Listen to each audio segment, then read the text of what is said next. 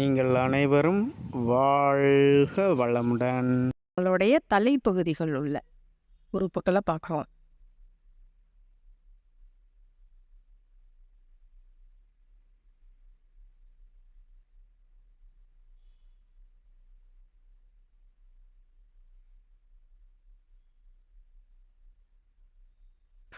கண்களை திறந்துக்கிறோம். எப்படி இருக்கு? அமைதியா இருக்கு. இப்போ இது போல நம்ம தினந்தோறும் நம்மளுடைய உறுப்பை கவனிக்கும் போது எப்படி இருக்கும்? இப்போது நம்ம இந்த பில்டிங் இது இருக்கு இல்லைங்களா, இதுக்குள்ளெல்லாம் என்னென்ன வச்சு கட்டியிருக்காங்க? கல், மண், செங்கல். அதுலேருந்து ஒன்று எடுக்கும் போது அது என்ன ஆகும்? பேலன்ஸில் செஞ்சிடும். அப்போ நம்ம உடலுக்குள்ளே எப்படி நம்மளுடைய அந்த செல்களால் எப்படி நம்ம உடலை அழகாக கட்டமைச்சு எப்படி கட்டியிருக்காங்க? அதுக்கு அந்த ஒரு செல்லுக்கு ஏதாவது ஒரு முரண்பாடு ஏதாவது ஏற்பட்டாலும் என்ன வரும்? என்ன வரும்? நோய் வந்துடும். அது நமக்கு தேவையா? அது நமக்கு தேவையில்லை. அதனால் இனி நம்மளுடைய உடற்பயிற்சி ஒரு முறை நம்ம செய்கிறோம், காலையில் செய்கிறோம். சும்மா நீங்கள் வேலை செய்யும் போது அந்த உறுப்புகளை நினச்சி அதோட பேசுங்க. பேசும்போது நோய் இல்லாமல் இருக்கலாம் இல்லைங்களா? அது செய்ய முடியுமா முடியாதா? அதுக்கு டைம் வேணுங்களா? ஏதாவது இல்லை டைம் வேணுங்களா? அதுக்கு ஏதாவது செய்யலாமா செய்யக்கூடாதா? சொல்லலாமே. அதுக்கு ஏதாவது காசு பணம் ஏன் எதுக்கு செய்யலாம்? ஆனால் அதுக்கு தான் நம்மளுடைய மனம் ஒத்துழைக்கிறது இல்லை. இப்போ ஐயா சொன்னாங்கல்ல, பாவப்பதிவுகள். நம்ம இப்படி தினந்தோறும் நம்ம உடற்பயிற்சி செய்யும் போது மகரிஷி என்ன சொல்லியிருக்காங்க? பாவப்பதிவு பழிக்கும் விலங்கன பதிவுகள் நம்மக்கிட்ட என்ன இருக்கா இல்லைங்களா? இருக்குது, நிறைய இருக்குது, விலங்கன பதிவுகள் இருக்குது. அப்போ நம்மளுடைய விலங்கன பதிவுகள்லாம் கழியும். அப்போ நம்ம தினந்தோறும் செய்யும் போது அதுக்காக தான் மகரிஷி நமக்கு என்னென்ன கொடுத்துருக்காங்க? உடற்பயிற்சி, உடற்பயிற்சி, காயகல்பம், தியானம், அடுத்தது அகத்தாய்வு. அகத்தாய்வில் நமக்கு என்னென்ன கொடுத்துருக்காங்க? அகத்தாய்வில் அது கொடுத்துருக்காங்க. மெயினாக நம்ம சினம் தவிர்த்தல், எண்ணம் ஆராய்தல், கவலை ஒழித்தல், ஆசை சீரமைத்தல். இந்த பயிற்சியெல்லாம் நம்மளுடைய உடல் உறுப்புக்களை கவனிக்கும் போதே அதிலே அதோட தொடர்புடையதான் எல்லாமே. ஆசையும் அதோட தொடர்புடையதான், சினமும் அதோட தொடர்புடையதான், கவலையும் அதோட தொடர்புடையதுதான், எண்ணமும் நம்மளுடைய உடலோட தொடர்புடையதான். அப்போ உடலை நம்ம கவனிக்கும் போதும் நம்ம அகத்தாய்வு செய்து கொண்டு இருக்கிறோம். அப்போ ஆசை, நம்மளுடைய கண் ஒரு பொருளை பார்த்துட்டு அது மேலே ஆசைப்படுது, அது வேணும்னு ஆசைப்படுது. அப்போ நம்ம கண் பயிற்சி நம்ம செய்கிறோம், நம்ம கண்ட்ரோலுக்குள்ளே நம்ம வச்சுக்கிறோம். அது அந்த ஆசைக்குள்ளே போகுமா? போனாலும் ரிட்டன் வந்துடும். ஏன்னா நம்ம கண்ட்ரோலில் இருக்குது இல்லைங்களா? இப்போது நம்ம நாக்கு நம்ம கண்ட்ரோலில் இருக்கா இல்லையா? ஒரு சில சமயத்தில் இருக்குது, ஒரு சில சமயத்தில் இல்லை. நம்ம இப்போ எத்தனை வேளை சாப்பிட்றோம்? 3 வேளை சாப்பிட்றோம். 3 வேளை பஞ்சேந்திரிய தவம் பண்ணுறோம் இல்லைங்களா? பஞ்சேந்திரிய தவம் இன்னிலேருந்து நம்ம அப்படி வச்சுக்குவோம். 3 வேளை சாப்பிட்றோம், பஞ்சேந்திரிய தவம் எல்லாம் எடுத்துருக்கீங்கல்ல? பஞ்சேந்திரிய தவம் பண்ணுறோம். எப்படி? சாப்பாடு பார்க்கும் போது நம்மளுடைய கண்ணு அதை நம்ம கவனிக்கிறோம். அந்த சாப்பிடும் போது சுவை உணர்வு, அடுத்தது மூக்கு என்ன வாசம் அப்படிங்கிறத நம்ம பார்க்குறோம். அந்த சாப்பிட்ற சாப்பாடு, அந்த மெல்ற சவுண்டு அந்த காதில் உணர்றோம். ஸ்பரிசம் என்ன உணவு அப்படிங்கிறத பார்த்து அந்த பரிசத்தை நம்ம பண்ணுறோம். அப்போ நம்ம எத்தனை வேளை பஞ்சேந்திரியம் தவம் பண்ணுறோம்? பண்ணுறோம். இனி நம்ம பண்ணுவோம். நமக்கு தெரியல. இனி நம்ம சாப்பிடும் போது நம்ம என்ன பண்ணிட்டு சாப்பிட்றோம்? செல்ஃபோனு பார்க்குறோம், டிவி பார்க்குறோம், அப்போ தான் பேசுகிறோம். இதெல்லாம் நம்ம பண்ணிக்கிட்டு சாப்பிட்றோம். அப்புறம் சாப்பிட்டு ஐயோ ஜீரணமே ஆகலை, நமக்கு ஒரு பிரச்சனையாக இருக்குது. சாப்பிட்ட பிறகு திரும்பி இன்னொன்று என்ன சாப்பிட்றோம்? ஜூஸ். சாப்பிட்ட பிறகு திரும்பி ஜீரணம் ஆகணும்ல. இத்தனையும் பண்ணிட்டு பாடுபாவிங்களா அது சொல்லுமா இல்லையா? உள்ளே இருக்கிறது இவன் பாட்டு அங்கே உட்காந்துட்டு கொட்டிக்கிட்டே இருக்கானே, எனக்கு எவ்வளோ இதாக இருக்கும். இதோட இந்த புரோட்டா சாப்பிட்றாங்க. புரோட்டா சாப்பிட்றது எவ்வளோ அது பிரச்சனை? அது என்னவாகுது? ஜீரணம் ஆகிறதுக்கு எத்தனை நாள் ஆகுது? அது ஒரு மென்மையாக நமக்குள்ளே இருக்கிற அந்த குடல் அது எவ்வளோ ஒரு மென்மையானது. அந்த புரோட்டாவை போட்டு அது மென்னும் கூட சாப்பிட்றதில்ல. என்ன எப்படி சாப்பிடும்போது என்ன பண்ணி சாப்பிடணும்? நல்லா மென்று சாப்பிடணும். ஆனால் என்னவா சாப்பிட்றோம்? போட்டு போட்டு முழுங்கி தண்ணியை ஊற்றி நெப்பிடுறோம். நம்ம சாப்பிடும்போது நம்மளுடைய வயிறு என்ன எப்படி இருக்கணும்? அரை வயிறு சாப்பாடு, கால் வயிறு தண்ணி, கால் வயிறு என்னவா இருக்கணும்? ஆ எம்டியாக இருக்கணும். நம்ம என்ன பண்ணுறோம்? ஃபுல்லாக சாப்பிட்டு தண்ணி ஊற்றுறதுக்கு இடம் இருக்க மாட்டேங்குது வயிற்றுல. இல்லைங்களா? அப்படி தானே பண்ணுறோம். நீ வேண்டாம், அது வேண்டாம். நமக்கு அறிவு இருக்குல்ல. நம்ம சிந்திச்சு அதை செயல்படுத்தலாம்ல. இப்போ நம்ம சொல்லிட்டோம்ல, நீ சாப்பிடும்போது நம்மளுடைய கவனம் முழுவதும் அந்த சாப்பாடு. என்ன சுவை உணர்வு அந்த மாதிரி நம்ம சாப்பிடும்போது, அந்த சுவையை அறிஞ்சு சாப்பிடும்போது நமக்கு சாப்பாடு எப்படி இருக்கும்? கம்மியாக பிடிக்கும்.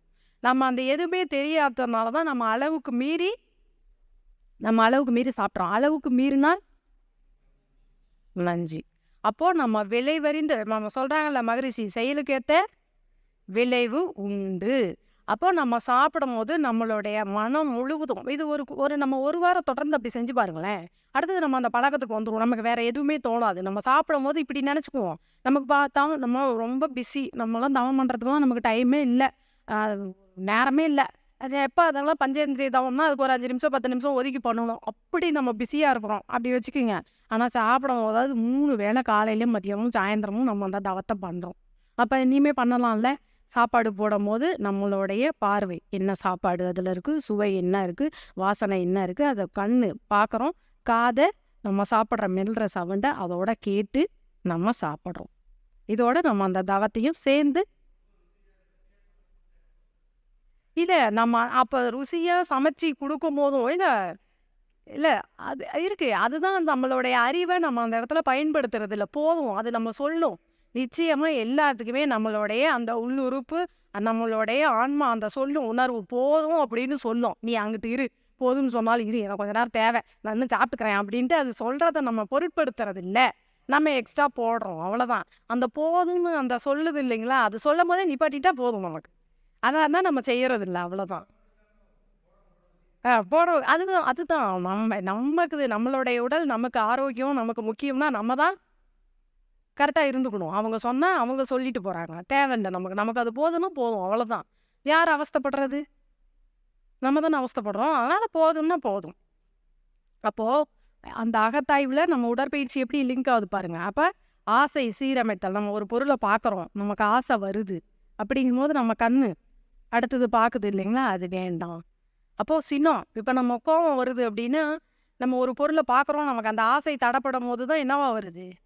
கோவமாக வருது இல்லைங்களா? அப்போ அந்த ஆசையை நம்ம கண்ட்ரோல் அங்கே பண்ணிட்டோம். நமக்கு இல்லை அது வேண்டாம் அப்படிங்கிற அறிவுக்குள்ளே போயிட்டோம்னா அடுத்தது நம்ம என்ன பண்ணிடலாம்? அந்த சின்னத்தை நம்ம தவிர்த்தரலாம். இதெல்லாம் மிஞ்சி கூட அந்த பொருளை நம்மளால் வாங்க முடியல. நம்ம என்ன பண்ணிக்கிறோம்? கவலைப்பட்டுக்கிறோம். அப்போ அது பேசிக் அங்கவே நம்ம சரி பண்ணிட்டோம்னா இதெல்லாம் சாத்தியம். இந்த அகத்தாய்வுக்குள்ளே அப்போ நம்ம டெய்லியும் பாருங்க நம்ம மகரிஷி எப்படி நமக்கு கொடுத்துருக்காங்கன்னு. நம்ம உடற்பயிற்சியோட அகத்தாய்வும் சேர்ந்து அதுக்கெல்லாம் நம்ம போய் உட்காந்து டைம் ஒதுக்கி அகத்தாய்வு பண்ணணுங்கிறதெல்லாம் இல்லை. நம்ம அப்போ மகரிஷி அவ்வளோ ஒரு விஷயத்தை எப்படி கொடுத்துருக்காங்க பாருங்க. நம்ம அதை எந்த அளவுக்கு புரிஞ்சுக்கிறோம் அப்படிங்கிறதுல தான் இருக்குது. எல்லாமே தவ வாழ்க்கை அப்போ தினந்தோறும் நம்ம இந்த மாதிரி உடற்பயிற்சியோட இந்த அகத்தாய்வும் சேர்ந்து செய்யும்போது ஏன் நம்ம வாழ்க்கையில் அப்புறம் சிக்கல்களை நம்ம சந்திக்கிறோம்? சந்திக்க தேவையில்லை. சிறப்பாக நம்மளுடைய வாழ்க்கையை நம்மளால் சிறப்பாக வாழ முடியும். அப்போ இதுக்கெல்லாம் பேசிக் என்னங்க? சத்தமாக சொல்லலாம். உடற்பயிற்சி. அவ்வளோதான். அதில் தான் எல்லாமே அடங்கியிருக்கு. சொல்கிறாங்கல்ல நம்மளுடைய அசையாமல் இருந்து எதுங்க கெடுது? உடல் அசையாமல் கெட்டுது. மனம் அசைஞ்சு கெட்டுருது. அது இது போட்டு போட்டு போட்டு டெய்லி ஏதாவது ஒரு எண்ணம் அந்த எண்ணம் இந்த எண்ணம் இதை அதை கண்ட்ரோலே பண்ண முடியாத அளவுக்கு வருது இல்லைங்களா? அப்போ நம்ம அந்த உடற்பயிற்சியோடு சேர்ந்து தான் அகத்தாய்வு அது எல்லாமே செய்யும் போது அந்த நம்ம எண்ணம் உருவாக்குறது அப்படிங்கிறது இல்லை. 12 காலமாக நம்ம மனுஷன் காலம் தோன்றுனதுலேருந்து அந்த விலங்கினத்துலேருந்து எல்லாம் அப்படி அப்படி எப்படி அப்படியே நம்ம தாத்தா பாட்டி அவங்கக்கிட்ட இருந்து வந்த எண்ணம் தான் நம்மக்கிட்ட வந்துடுது. நம்ம போய் அதை புதுசாக ஒன்றும் வச்சுக்க போகிறதில்ல. அப்போது அதெல்லாம் முறைப்படுத்தி நமக்கு சரியான வழியை காட்டுறது தான் நம்மளுடைய குரு நமக்கு காட்டியிருக்காங்க. அப்போ உடற்பயிற்சி தான் மிக மிக முக்கியம், அவசியம். அந்த உடற்பயிற்சி சேர்ந்து செய்யும் போது நம்மளுடைய எல்லா பிரச்சனைகளையும் நம்ம தீர்வுக்கு வந்துடும், சரி பண்ணிக்கோங்க. அதுதாங்க நம்மளுடைய அகநோக்கிய பயணம். புறத்தே திரியாம நம்மளுடைய அகநோக்கி நம்ம உள்ள போகும்போது மனம் மகிழ்ச்சியாகவும் மனம் நிறைவாகவும் சந்தோஷமாக வாழ்றோம். இதுதாங்க. சரிங்களா? இனி நம்ம என்ன பண்ணலாம்? தினந்தோறும் உடற்பயிற்சி ஒழுக்கமா நம்ம பண்ண போறோம். ஒண்ணும் இல்ல. பண்ணும்போது கவனம் அந்த இடத்துல அவ்வளோதான். ஒரு பயிற்சி நம்ம இப்ப பண்றோம். அடுத்தது அப்பதான் நமக்கு ஃபோன் வரும். அத பாரு என்னன்னு. நம்மளுடைய மனசு எங்க போயிடுது? ஆனா நம்மளுடைய மனம் எங்க இருக்கணும்? கைப்பயிற்சி செய்யும்போது எங்க இருக்கணும்? கைப்பயிற்சி மேல தூக்கி பண்றோம். எங்க இருக்கணும்? உள்ளங்கையில இருக்கும். ஆனா நம்மளுடைய மனசு எங்க இருக்குது? செல்போன்ல இருக்கு. அப்ப எப்படி அந்த காந்தம் பரிமாற்றம் எப்படி இருக்கு பாருங்க. அப்ப அந்த இடத்துல எப்படி அந்த பிரபஞ்ச சக்தி களம் அந்த நம்மளுடைய உடல்ல எப்படி அந்த வான்காந்தம், அந்த ஜீவகாந்தமா வருது. அப்ப எப்படி அத நமக்கு ரிசீவ் பண்ண முடியும் நம்ம? அத நம்ம ரிசீவ் பண்ண முடியாது. அப்போ 3/4 மணி நேரம் எனக்கான டைம் அவ்வளோதான். எந்த வேலை எந்த இதா இருந்தாலும் இத விட 24 மணி நேரத்துல நமக்காக டைம் ஒதுக்காமலாம் வேற வேலை ஒண்ணும் செஞ்சு நம்ம ஒண்ணும் பண்ண போறதில்ல. எதுக்காக அந்த வேலையெல்லாம் செஞ்சு நம்ம என்ன பண்ண போறோம்? என்ன பண்ண போறோம்? ஹாஸ்பிட்டலுக்கு தான் குடுக்க போறோம். 1 மணி நேரம் நம்மளுடைய நேரத்த ஒதுக்கி நம்மளுடைய பயிற்சி நம்ம செய்யும்போது நம்ம அடுத்தது அந்த பக்கம் எட்டி பார்ப்போமா? அதுக்காக தான் நமக்கு இதெல்லாம் குடுத்துருக்காங்க. இத விட்டுட்டு நம்ம போய் அப்பாயின்ட்மென்ட் பார்த்து இந்த டாக்டர் இல்ல. வேற யாராவது சொன்னாங்கன்னா அந்த டாக்டர், ஸ்பெஷலிஸ்ட் அதெல்லாம் நம்ம எதுக்கு போய் பார்க்கணும்? சொந்த காசுல சூனியம் வச்சுக்கிறது. மகரிஷி இவ்வளோ வடிவமைச்சு இப்படி ஒரு பயிற்சி இத பார்க்கும்போது ரொம்ப கஷ்டமா இருக்குங்க. ரொம்ப இதா வருது. எல்லாரும் நம்ம சொன்னோம்னா இந்த ஒரு அப்படி ஒரு இதா இருக்கு. எல்லாரும் அந்த பயிற்சிய கத்துக்கணும். எல்லாரும் செஞ்சா ஆரோக்கியமா இருக்கும், சந்தோஷமா இருக்கும். அதுக்காக தான் அந்த மனுஷன் அவ்வளோ கஷ்டப்பட்டு குடுத்துருக்காங்க. இப்ப நம்ம அந்த பயிற்சி இவ்வளோ அவர் சொல்லிக் குடுத்த பயிற்சி செய்யறதுக்கு இவ்வளோ முடப்படுறோமே, அவரு இவ்வளோ கஷ்டப்பட்டு அத செஞ்சிருப்பாரு. அதுல விளைவுகள் எவ்வளோ சந்திச்சிருப்பாரு. அவருக்கு எவ்வளோ கஷ்டமா இருந்திருக்கும். ஐயோ! அந்த பயிற்சிய குடுத்தும் மக்கள் இப்படி அவஸ்தைப்படுறாங்களே! நம்மலாம் ஓகே. இப்ப நமக்குள்ள பயிற்சிக்குள்ள வந்துட்டோம். எப்படியோ நம்ம ஒரு தடவ செஞ்சுட்டாலும் நம்ம செல்குள்ள பதிஞ்சிருச்சு. அது நம்மள எப்படியோ அத இழுத்துட்டு போகுது. நம்ம அத செஞ்சுர்றோம். ஆனா, இப்ப இருக்கிற மாணவர்கள், இளைய சமுதாயத்தினர்கள், அப்ப பெண்கள் அவங்களுக்கெல்லாம் இத எப்படி நம்ம கொண்டுட்டு போய் குடுக்கறது? ரொம்ப ஆதங்கமா இருக்கு. இவ்ளோ ஒரு பொக்கிஷத்த இப்படி வச்சிருக்கிறோமே! ஐயோ! வாங்கய்யா, வாங்கய்யான்னு யார் அந்த பக்கம் இவ்ளோ பெருசா கட்டி வச்சுட்டு போயிருக்காங்க. அங்க பாருங்க சாமட்டிபுரம் அறிவித்தூர் கோயில்ல ரோட்ல போம்போது, இவ்ளோ பெருசா இத கட்டி வச்சிருக்காங்க. இதுக்குள்ள என்ன இருக்கும்? உள்ள தான் வந்து பாருங்களேன், வாங்கலான்னா, இல்ல, இல்ல அப்புறமா நாங்க வரோம். டைம் இல்ல. அவ்ளோ கஷ்டமா இருக்கு. எவ்ளோ காசு செலவழிச்சு இந்த இடத்த யார் குடுத்துருக்காங்க? அத உருவாக்கி இப்படி குடுத்துருக்காங்கல்ல. அதெல்லாம் நம்ம முறையா பயன்படுத்துறோமா?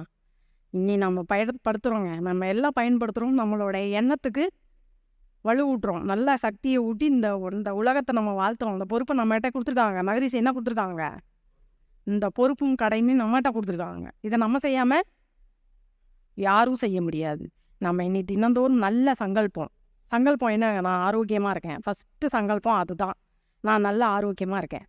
அத தவிர தான் மத்தது எல்லாமே எதுவா இருந்தாலும் நம்மள மீறி தான் எதுவா இருந்தாலும். நான் நல்லா ஆரோக்கியமா உடல் ஆரோக்கியத்தோட இருக்கேன். அப்ப அந்த மாரி ஒரு கான்ஃபிடென்ட்டா இருந்தா தான் நம்ம எந்த வேலையும் போய் செய்ய முடியும். இல்லைங்களா? முதல் நமக்கு நல்ல ஒரு திருப்தி வேணும்.